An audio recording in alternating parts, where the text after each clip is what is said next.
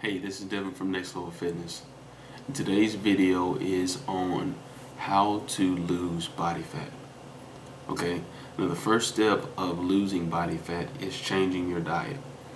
If you change your diet, you can lose weight by itself without even working out. Now you will get to the point where you might hit a plateau and you'll stop losing weight. That's when you need to start doing some type of strength and conditioning training, as far as free weights, machines, some type of resistance. Okay, doing that, you need to build muscle. The more muscle you gain, the more calories you will burn. So muscles need calories to maintain itself. Okay, so any ladies out there, as far as guys, so you don't have to worry about when you gain muscle, it being bulky. Okay, muscle is going to be 1/3 the size of fat. Okay, so let's say you gain 1 pound of muscle, you burn 50 calories a day. Okay, you gain 10 pounds of muscle, you burn 500 calories a day. Okay, so if you gain 10 pounds of muscle and over 7 days, you'll burn 3,500 calories up. Now, 3,500 calories is 1 pound of fat. So the main goal to lose body fat is gaining some type of muscle. Okay, the more muscle you gain, the more calories you'll burn. Okay, now when you do gain muscle, your appetite will increase. That's a good thing. That means you are speeding your metabolism up. Now, a lot of people ask me, a lot of my clients ask me, how do you get your abs? My abs are genetic. Even though they are genetic, my metabolism is so high that I have very little body fat. That's how you want your body more or less to be, to have a high metabolism. Let's say when you were younger or you were a kid, you can pretty much eat whatever you want to eat and be a slimmer, you could be small. That's because your metabolism is so fast, it's burning at a high rate. You're just burning whatever you're eating off. So you want to get your body back to that point, or get it to that point to where you can burn anything you eat off. Because your metabolism is so high. So you want to increase your metabolism by gaining muscle. That's really the only way you can increase it, by gaining muscle. Okay, so more or less when you increase your metabolism or speed your metabolism up, that's when you start decreasing body fat, and you'll start to see some type of definition. You start to get those abs coming in. That's really the only way you can decrease in body fat and start to see some type of definition, or some type of your midsection.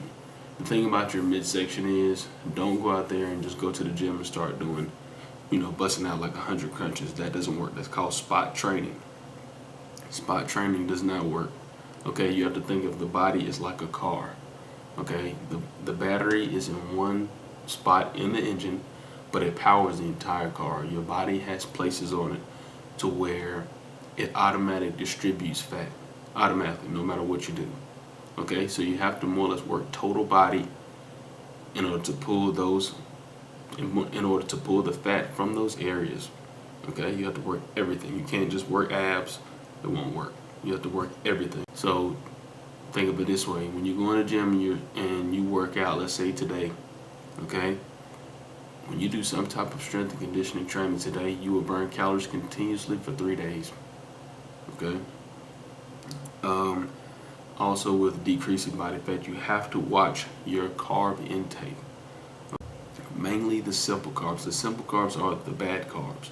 Okay, the white breads, the pastas, those type of things, the sugary cereals. Now the complex carbs are the whole wheat pastas, whole grains. The carbs are different. Okay. The reason why they're different is the simple carbs digest very quickly. Okay, they go straight to your fat deposits, which as the complex carbs digest slower. So they give you enough time to burn off, and they stay with you longer throughout the day. Okay, they're better for you. Let me put it that way. Okay, so too much carbs can be bad for you. Okay, because it's nothing. It just turns into sugar when it's in your body.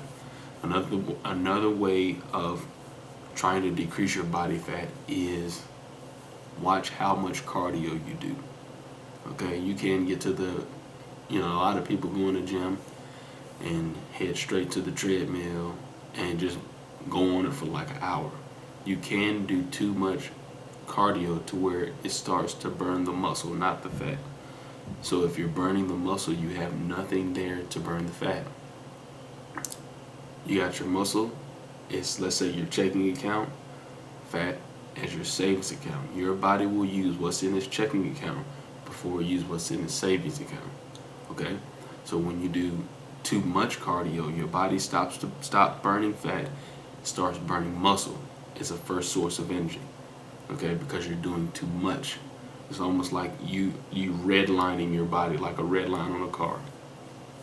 Okay, so you have to watch how much carbs you do. You have a target heart rate, which you have a low and a high. So the formula for the target heart rate is 220, subtract your age, take that number, times it by 0.65, which is 65% of your target heart rate.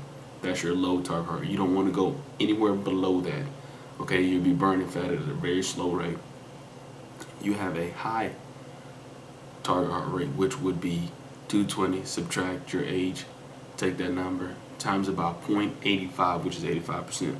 Now you can go over 85%, let's say 90, around there, but you don't want to go substantially above that because you'll start to burn into your muscle. Okay, so try to stay within that target heart rate. I have another video as far as on interval training. Try it that way. You don't have to spend that long in the gym. If you have any questions, send me an email at NextLevelFitnessPT@gmail.com. Go to my Facebook at NextLevelFitnessPT. And remember, get right, keep it tight.